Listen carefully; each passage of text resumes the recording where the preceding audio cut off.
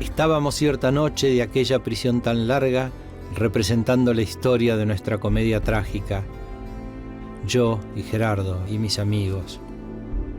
Y a la tercera jornada, en el paso en que, sabiendo de la enfermedad de Anarda, receloso de su muerte, casi perdí la esperanza.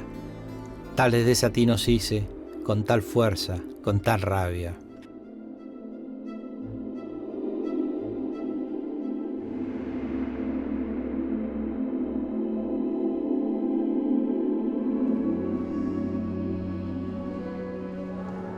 Cansado de renegar de las pasiones de su hijo, Juan de Tejeda, padre de Luis, en complicidad con el obispo Cortázar, lograron unirlo en matrimonio con una joven rica de La Rioja, doña Francisca de Vera y Aragón, como una forma de apaciguar su espíritu. Don Luis no logró la serenidad que su padre y el obispo pretendían. Al poco tiempo, nuevamente volvió a las andanzas.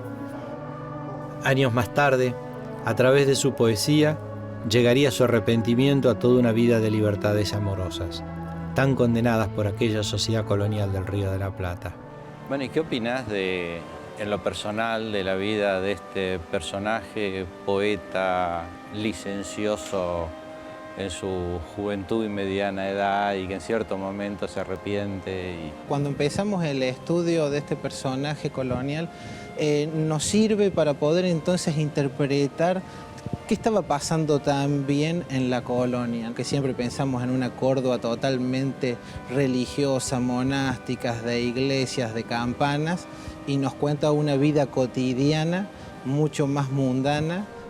Es muy interesante cuando él narra, por ejemplo, las procesiones y las actividades que sucedían en las procesiones y cómo él entraba en una procesión de Semana Santa a una iglesia como esta de Córdoba y se cruzaba con su amante cuando era joven, y cómo se cruzaban las miradas pero ninguno de los dos se hablaba. Y nos cuenta desde un arrepentimiento, obviamente, pero ya en su etapa adulta, cuando comienza y ya está en el convento de Santo Domingo alojado, a contarnos desde el arrepentimiento toda su vida de joven y todas sus aventuras. Hasta entonces, Luis de Tejeda había sido muchas cosas. Un hombre de letras, un estudioso compulsivo, un amante adúltero irremediable.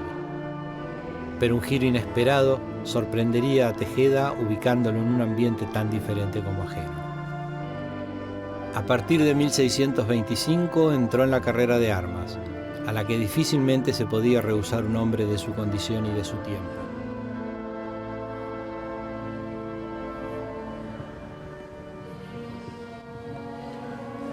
Alfonso, esto de exhibir trofeos de guerra dentro de una iglesia, más allá de la devoción, ¿de qué nos está hablando? ¿Qué nos cuenta esto que hay armas, cosas militares? Tenemos que pensar que en la propia incluso historia de Tejeda, él ya era un militar, por ejemplo, que está aquí en la colonia, que participa incluso en la recuperación de Buenos Aires cuando es invadida por los holandeses allí en el 1600.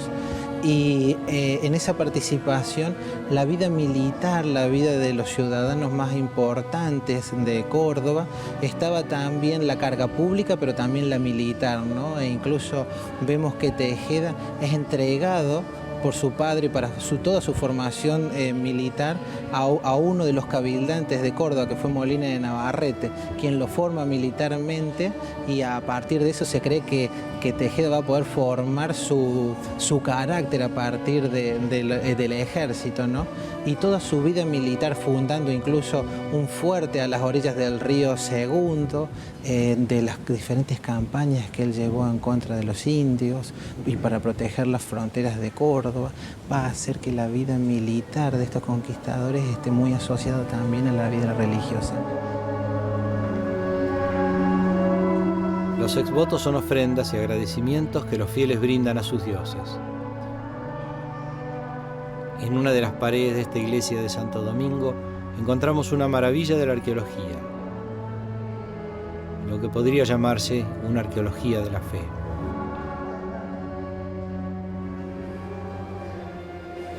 La verdad que casi no puedo creer lo que veo, ¿no? Es una historia de cómo cambió la devoción. Es una muestra un poco de, podríamos decir, esta pared de una arqueología de la devoción, ¿no? Desde prácticamente la colonia hasta la actualidad. Sí, pasamos por la fundición, el plástico.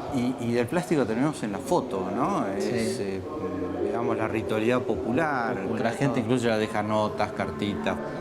¿Cómo cambió la relación, digamos, ¿no? Sí, de la sí, gente sí, con sí, sí. la religión? De poeta a militar cruento, fue arquitecto e ingeniero hasta convertirse en juez. Tejeda no tuvo descanso. Hacia 1661 debió afrontar un grave conflicto judicial y sus consecuencias. Por despotismo y arbitrariedad en sus actos, la audiencia decretó su prisión y la confiscación de sus bienes, por lo que se vio obligado a refugiarse en un convento en cuyo predio hoy funciona esta iglesia.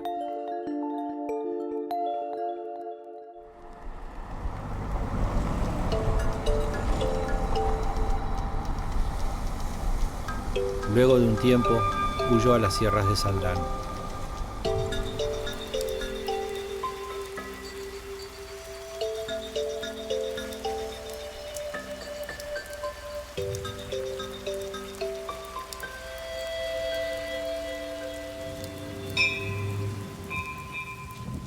Hola, buenas tardes. Buenas tardes. Mucho gusto, lo estaba esperando. Encantado. Con su permiso. Sí, mucho gusto. Saldán es un pueblo chico que antes supo formar parte de una gran estancia, la estancia de Saldán. Nos encontramos con el propietario de este monumento histórico, que fue el lugar donde Luis de Tejeda escribió su obra más importante. Cuénteme un poquito más sobre Luis de Tejeda, este fascinante poeta. Fue un personaje raro, contradictorio, porque era muy afecto a las diversiones. El padre, que tengo entendido que lo echó de la casa, era muy mujeriego, era. En algún momento dado la policía lo siguió, lo buscó para meterlo adentro. Todo lo cual gestó la construcción de la casa y que él se viniera acá. Un poco huyendo de la vida de Córdoba, que yo no me explico cómo podría ser una vida tan bacana en las épocas coloniales de Córdoba, que era tan monástica. Y además era tan chiquita. Chiquita, ¿no? A él le viene vocación religiosa quizás para redimir un poco su pasada vida, y se metió acá como fraile dominico. Acá se dedicó a un retiro espiritual muy intenso, muy prolífico, y escribió las coronas líricas, que son las elegías de Saldán, que es la primera pieza poética que tiene la literatura argentina. Estamos en el lugar que Luis de Tejeda llamaba Mi Saldán. Sí, cuando él hablaba de su casa en Córdoba, él hablaba de nuestra Babilonia, de la Babilonia, que es una alegoría de la ciudad.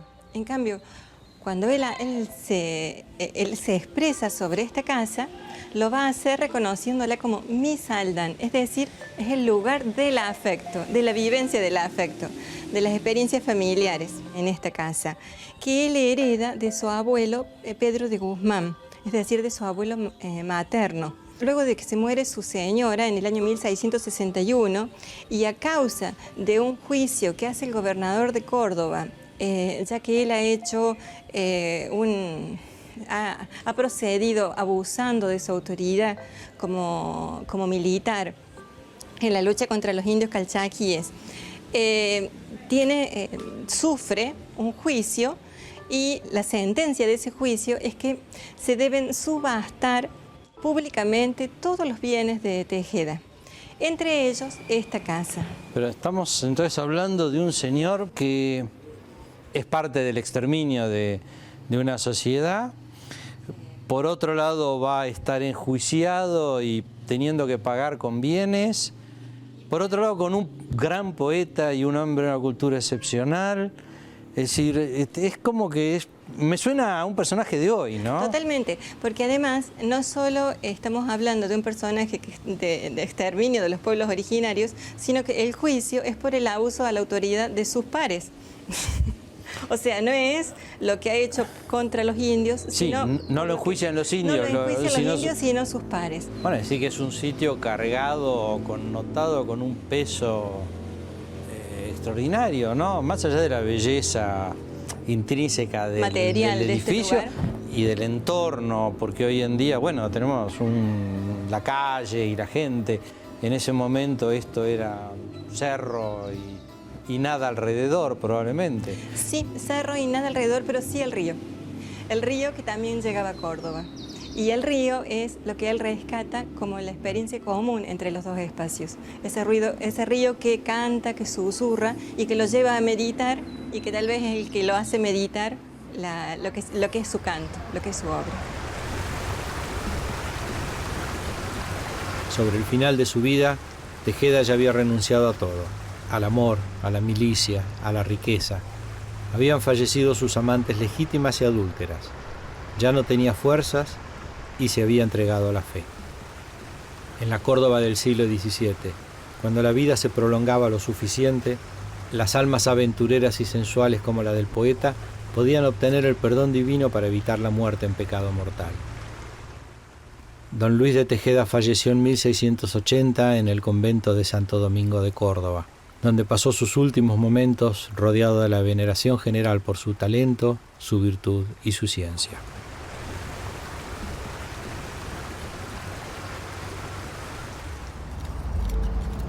Este plato nos despertó preguntas, pero lamentablemente no nos da respuesta. ¿Por qué un hombre pudo eludir la justicia humana, refugiándose en una orden religiosa? Quizás pudo huir de sus semejantes, pero la pregunta es, ¿pudo escaparse de su propia conciencia? Acá en Córdoba había libros prohibidos en la biblioteca jesuítica y que cuando los jesuitas son expulsados son vendidos a particulares. Otra parte de la biblioteca se lleva después a Buenos Aires posteriormente, o sea, se la desarma.